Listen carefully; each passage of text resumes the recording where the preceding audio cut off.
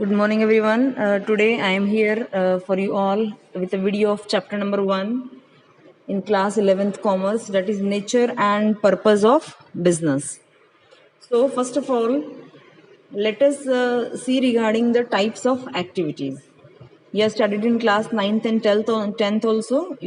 As you all know, there are two types of activities, economic activity and a non-economic activity. Now, the question arises, what are economic and non-economic activities? So, what are economic activities? Economic activities are concerned with the production, exchange, distribution of goods, and rendering of services to earn money. Human beings engage themselves in economic activities to earn their livelihood and to acquire wealth. Okay, it means these are the activities which are done intentionally to earn the livelihood, are known as economic activity. Then, what are non-economic activities? Activities which are just done because of love, sympathy, affection. Those are non-economic activity. For example, it can be love, sympathy, patriotism. Examples you can see. If somebody is cooking food for catering business and all, then it will be a economic activity. And when the mother is cooking food just for the family, it's a non-economic activity. Okay. Then we have to see the concept of business actually.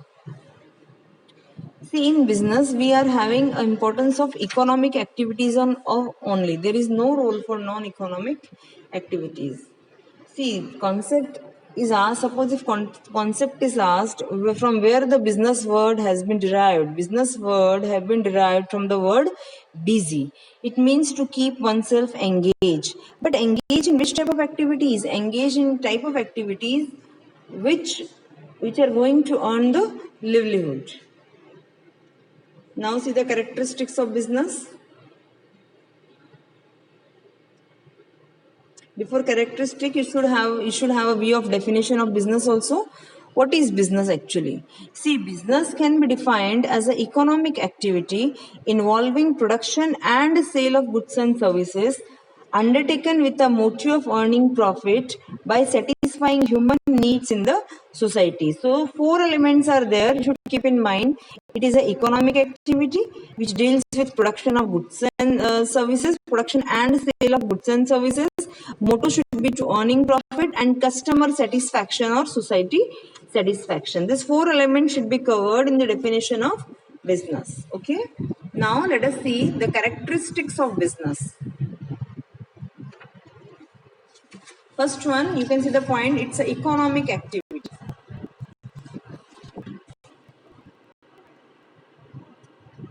Yes, business is an economic activity because it is undertaken with the objective of earning money only. Okay, so it's a purely economic activity. It should be always in terms of money, इसको monetary terms कहते हैं.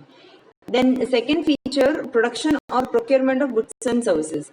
See, actually what is happening in business, exchange is happening. Exchange of what? Exchange of goods and services. So for exchange, what is required? Production is required. Without production, how it can be exchanged? How the further chain will continue? So it's an important feature that production or procurement of goods and services should be there. Okay. Then next is the sale. Only production will work. Production is going on, then it is stocked. If there is nobody to purchase and all, what about the sale? So third feature is to sell. Production is important. Equally, sale should also be there between the buyer and the seller. Then dealing in goods and services at a regular basis. This is important point. Generally, what happen? Suppose if generally when students are doing most of the time, what we have seen after your exams, you people are many students used to sold their books, right? Maybe for 50%, 60%. So, is this sale? Suppose you are selling your old cycle or bicycle or car and all. Is it sale? Well, you are doing once a year or twice a year? No. What is the important point for the sale? Sales should be on regular basis. It should be on daily basis. Then only it will. It's an important feature. Okay. Then only it can be determined as business. The next feature you can see is profit earning. See, business is always done to have a profit. Nobody is going on to do the business for losses. Then uncertainty of return, yes. Is it necessary that in business there should always be profit? Is it guaranteed? Is it written on a stamp paper? No. So there is always an uncertainty of return. Profits can also be there and losses can also be there. One businessman has to bear losses also. Okay. That's why it is said that business is a game of risk also. Then next point is element of risk. Yes, risk element is always present in the business. It is truly said that risk cannot be eliminated, but it can be minimized. Okay, various factors are there which are always there, which are very risky. For example, it can be strike, lockouts, fire, threat, change in the technology, change in customer taste, preference, fashion, and all. This type of risk is always present in the business. Now see, economic activities are further classified into three: business, profession, and employment. Examples, you can read it out. What are the examples of business, profession, and employment? What is business? Already we have seen. Profession. See, profession include all those activities which require a personal knowledge and skills in the occupation. And employment refers to the occupation in which people work for others and get remuneration in return. Remuneration can be in the form of salary or wages. Okay. Now let us see the difference between business, profession, and employment. Basis is very important. Always in exams, basis is asked. Many students used to write the answer without the basis. You will not get marks for that, my dear. Okay. Always read thoroughly what is the basis, on what basis you are differentiating between the given topic, whether it is a business, profession, employment, or any other. But basis is very important. Okay. Now see the first basis, mode of establishment. See how business mode of establishment here means how to start.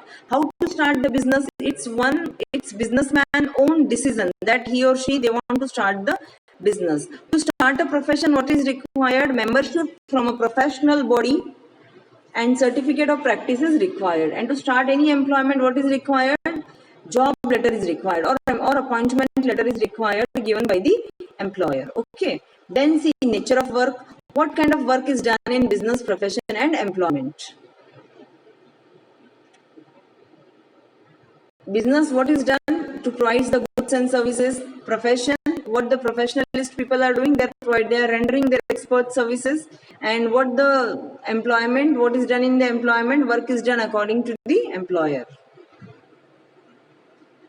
Then qualification, there is no such minimum qualification in business, whereas in profession, obviously degrees are required, then training is also required. Then in employment, what is essential? Qualification is required as per the employer. Capital investment is maximum in business, it's less in profession, and it's not there in employment. What the businessman is going to get in return? Obviously, businessman will get profit. Then what the profession, what the professionalists are getting in return? They are getting fees. Whenever we are taking treatment from a doctor, or whenever we are taking services from lawyer, we always say that this is a fee of that doctor, this is a fee of the lawyer, because they are charging fee and we have to pay that for getting their services. And in employment, what is given in return? It is salary or wages. Okay. Risk. Now the basis is risk. Risk maximum, it is there in the business. It is very low in the profession, and in employment it's not there. They are in employment because just work is done as per the employer, so risk is not there. Code of conduct. What is code of conduct? Means the rules and regulations. Okay. In business, there is no such code of conduct. In profession, code of conduct has to be followed. It's mandatory. Suppose if it is doctors are there, and when after doing MBBS and having training and all doctors have to register from the head body MCI, Medical Council of India. Similarly, all doctors have to register from BCI, Bar Council of India, like that. Okay, all CA have to get registered from ICAI. Like this, these are the head bodies which are providing code of conduct. And in employment, code of conduct will be followed according to the employer. What code of conduct are there in the organization given by the employer, that has to be obeyed, that has to be followed. So we have seen the difference between Now, let us see the objectives of business. Besides profit, there are many other objectives which are broadly classified in economic and social objective. Now see, let us see economic objective. Earning profit. Yes, obviously businessman. Why the businessman is undertaking the business? Why they are doing the business? Because they want to earn profit. They want to earn the livelihood. They want to grow. They want to expand the business. That's why earning profit is very important objective. Then market standing. Where the business is standing in the market, what is the position of the business in the market, and that has to always be improved. Okay, the comparison should be done with the business with the previous records, that where we are standing, whether we are improving or not. Then innovation, it is also one of the important objective. Always innovations are required in the business. Innovations not only in product but in the working style also. Then optimum utilization of resources. Yes, because you know in today's time what is the condition of resources are very scarce. So it's very necessary that resources should never be wasted in the business. They should always be utilized to the fullest extent. Then improving productivity. Productivity is a measure of efficiency. Every business enterprise must aim at greater productivity to ensure continuous survival and growth. This objective can be achieved by reducing wastage and making efficient use of machines and equipment, human resources, money, etc. Then next one is social objective. There, besides the economic objectives, there are many social objectives also. For example, providing good quality services at a fair price. This is a very important objective of the business. It always to provide.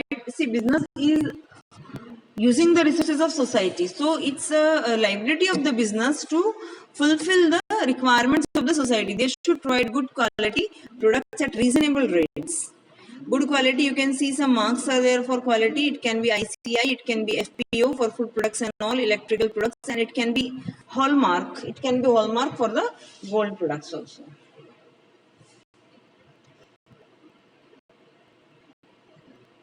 Avoidance of anti-social and unfair trade practices should always be avoided. Unfair trade practices, for example, it can be black marketing, hoarding, adulteration.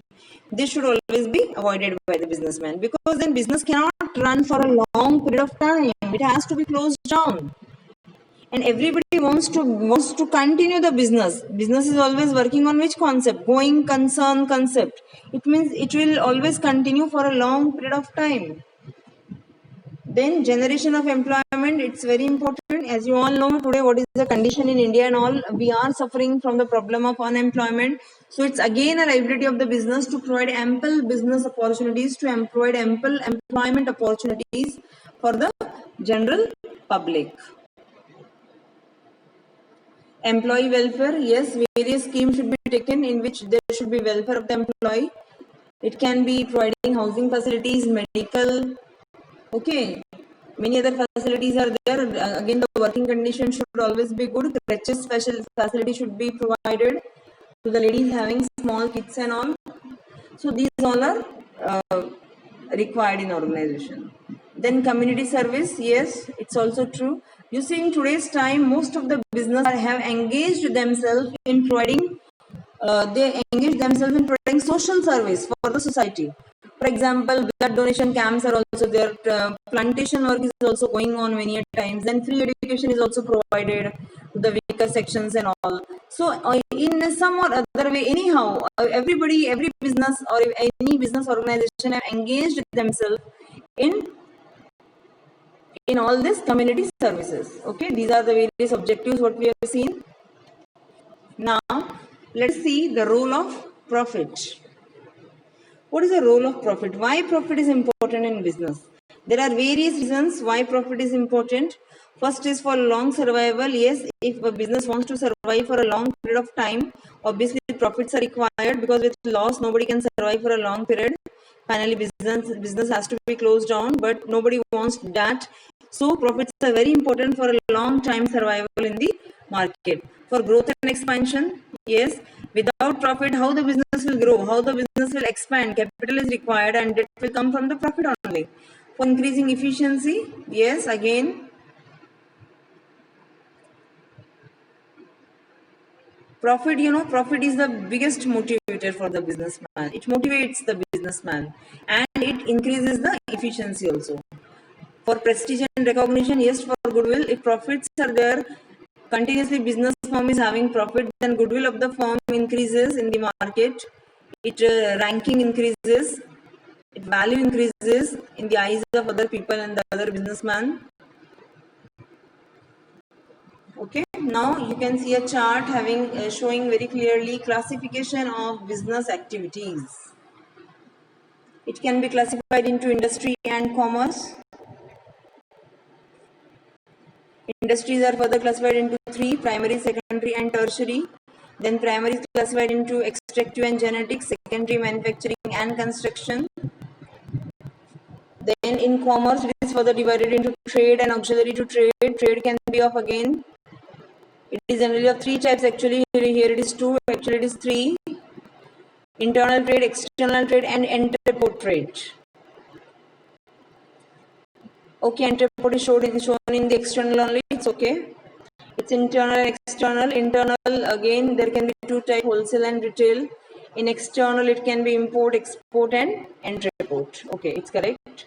Then, in auxiliaries, you can see name of various auxiliaries are written. Transportation, then banking, finance, insurance, warehousing, advertising, and all. Now, let us see one by one. What are primary industries? See, primary industries are those industries through which the natural resources are used to provide raw material for other industries. Primary industries are of two types, again extractive and genetic. Extractive industries are those industries which are engaged in extraction process. Okay, it can be farming, mining, lumbering, hunting, and fishing. What are genetic industry? Genetic industry refers to the industries which are engaged in breeding of animals and breeding of plants and animals. It can be vegetables to improve the quality of the genes. Examples, it can be poultry farm, fishing, fish hatchery, dairy farming, cattle breeding, etc. Now let us see the secondary industries. Secondary industries, what is the role of secondary industry? Whatever is extracted in primary industry, now the processing has to be done and goods have to be ready. That is secondary industries. Again, types: manufacturing and construction. Manufacturing, again there are four types: analytical, synthetical, processing, and assembly. What are analytical? Analytical, different things are manufactured out of one material. It can be petrol, diesel, gasoline, crude oil, and all. Then synthetic, various raw materials are combined to have a new product. For example, cement is synthetic. Then processing, industries which are engaged in a long chain, long process cycle, we can say, are now known as processing industry. Example can be sugar and paper. Then last one, assembling. The different parts are assembled together and the new product is ready, is known as assembling industry. Those industries are engaged in assembling the product. For example, it can be computer, it can be car, television, and all. Then next type in this is construction industries. Industries that are involved in the construction of building, dams, bridges, road. It means anyhow they are doing the construction work. Those industries are termed as construction industries. Then tertiary industries. Tertiary industries are the industries which provide help to the primary and secondary. Without tertiary industries, working of the primary and secondary is impossible. Not a single day, not a single moment, single minute any industry can survive without the tertiary industries. Okay, examples you can see, it can be transport, warehousing, communication, then banking and finance, then advertising. These all are examples. Now next topic is commerce.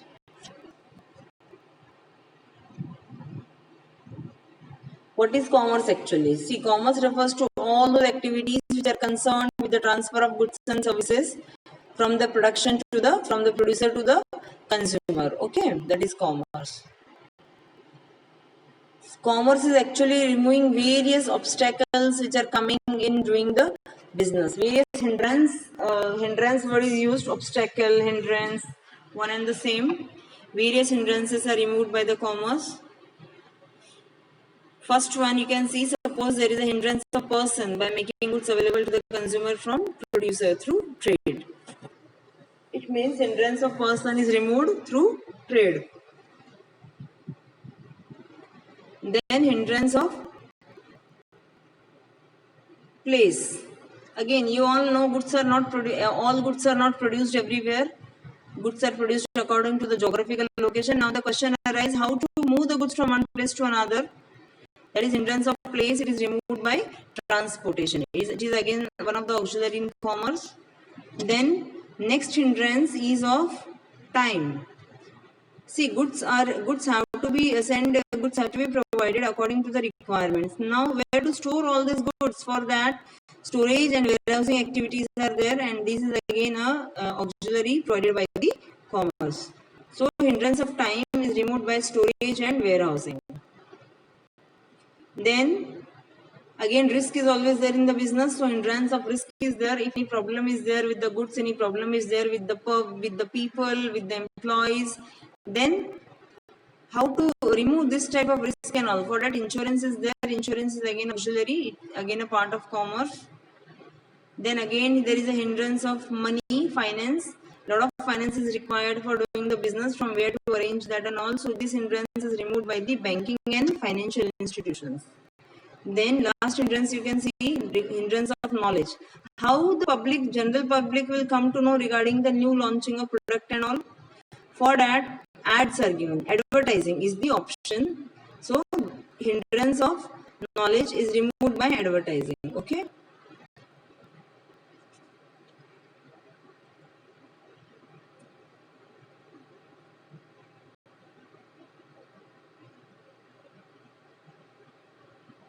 Now see, commerce includes two types of activity.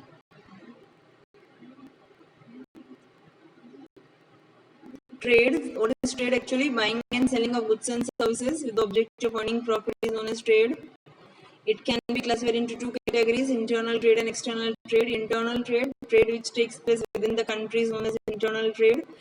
Trade which takes place outside the boundary of the country is known as external trade. You know, it's very simple topic. Internal trade is further classified into wholesale trade and retail trade. Wholesale, when the trade is done in bulk, it is known as wholesale. When the trade is done in smaller quantity, it is known as retail trade. External trade is further classified into three: import, export, and entreport. What is import?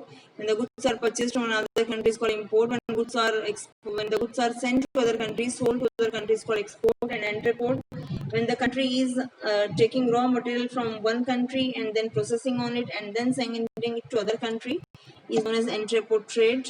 It means here one country is playing a role of mediator. Okay, taking from one country and providing to other country, and then in middle processing is there.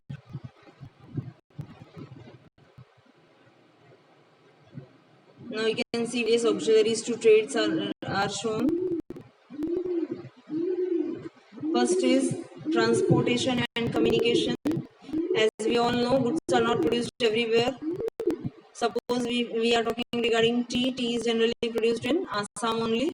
So tea is required in every house, in every nook and corner. Everybody wants tea mostly. So again the problem arises, how the goods produced at one place should be sent to all the other places. What is required here? Again, transportation is required and communication is there. So it is one of the auxiliary of the commerce.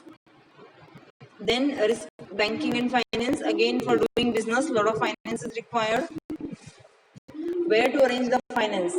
Many banks are there, many financial institutions are there. It is also the auxiliary. Okay, in the commerce. Insurance, as we already discussed, always risk is there in the business. Risk can be during storage, transit. There can be theft, fire, or any other natural calamity, any change in trend, fashion, and all. So different types of risk are there, and for that insurance is to be done. So insurance is also one of the auxiliary. Then warehousing. Goods are not consumed as and when produced. Goods have to be stocked somewhere and then provided in the market at the proper time. So again, warehousing facilities there. Then last one is advertising. Knowledge. How the general public will come to know that this product have been launched. These varieties are there of the particular brand. Okay, for that thing, what is there? To provide ad, and ads are provided. It's an It's a non-personal form. Sponsors are hired, and then charges are paid, and then ad company are providing ads and all. Okay, it's very important for publishing, for knowledge, so that everybody can understand actually what is the product, what are the features and all, and which finally leads to increase in the sale. Next topic you can see is risk. What is business risk actually? See, business, many times there is a possibility of inadequate profits or even losses. Okay, due to innovations or unexpected event is known as business risk. What are the features of business risk? Business risk arises due to uncertainty. Always there is an uncertainty in the business. Nobody knows what will happen in the next moment. There can be a natural calamity. If you remember 2013, जब बादल फट गए थे, lot of many number of businessmen lose their shops. Lot of lives were lost and all. So much loss was there. So nobody knows what will happen in the next second. Then second, you can see risk is essential part of business. Yes, obviously risk is always associated with the business. So risk can be minimized and cannot be eliminated. Then degree of risk depend upon the nature and size of business. Obviously, if size is more, risk is more, and in nature also it depends what kind of products are used for doing business. If perishable products are there, then obviously business is more risky as compared to the consumable goods and all, as compared to non-consumable goods. Then level of risk is lower for, that is okay. Then profit is a reward for risk taking. Business gets profit or as return for undertaking risk. Greater the risk involved in a business, higher is the chance of profit. Now let us see what are the various causes of business risk. Natural cause, which nobody can stop. There can be calamity, it can be earthquake, famine, flood, etc. Human cause, which is intentionally done, dishonesty or fraud because of jealousy. It can be because of negligence of employees. Then economic cause, any change in economy because of market condition and non fluctuation in demand and price, competition, change in technology, change in price, change in policy. These all are economic causes. Physical causes, mechanical defects or failures may also lead to losses. Bursting of boiler or machine may cause death or restriction. Other causes which cannot be counted in any of the above cause are kept in the category of the other causes. Now, let us see what are the various factors. There are a number of factors which are to be kept in mind before starting a business. First is scale or size of business. Question arises whenever anybody wants to start the business. Question arises, what should be the size? What should be the scale of the business? Okay. After deciding the line of business, businessman must decide what he wants to, whether the large setup is required, medium or small. Okay. The next is choice of form of business organization. Okay. Businessmen have decided that this should be the scale, this should be the size of the business, this should be the product in which business has to be done. Now various forms. Which forms? Various forms are there for doing business. Now the question arises, which form the businessman will select for doing the business? Whether the businessman wants sole trade form or partnership or cooperative society or company. So details of all forms have to be studied, then form has to be selected. Location. After deciding the form, it should be decided that what should be the location of the business. Generally, central location is preferred, but location should always be such from where easily raw materials are available. Raw material can be easily available, otherwise lot of transportation cost has to be incurred, जो नहीं होना चाहिए. Then financial requirement. Next is question arise from where to arrange the finance. What are the various sources? Okay. It should be decided from where the finance should be arranged. Is finance sufficient or it has to be procured from somewhere else, from some financial institutions? Then physical facilities, other facilities which should always be kept in mind, which includes machinery, equipment, building, etc. and all. Then plant layout, showing the physical arrangement of machine and equipment needed to manufacture a product. Then always, what makes the difference is the workforce. See, two business can have all things similar. They can have similar capital, similar location, similar space, similar all other assets. But what makes the difference is the workforce. That's why we say that is the biggest asset of any organization. If a committed and dedicated workforce is there, a competent workforce, nobody can stop the business from reaching the heights. Next is tax planning. It should always be planned at how the taxes are to be paid. Then setting up of enterprise. After analyzing the above mentioned point carefully, the entrepreneur can start the business, which would mean mobilizing various resources and completing legal formalities. So after all these points, finally business has to be launched, enterprise has to be launched. That is known as launching of enterprise. I hope you have understood the topic what we have taken today. If you are having any problem, you can write your query, you can write your question in the comment box. It will be solved. Okay. Have a good day.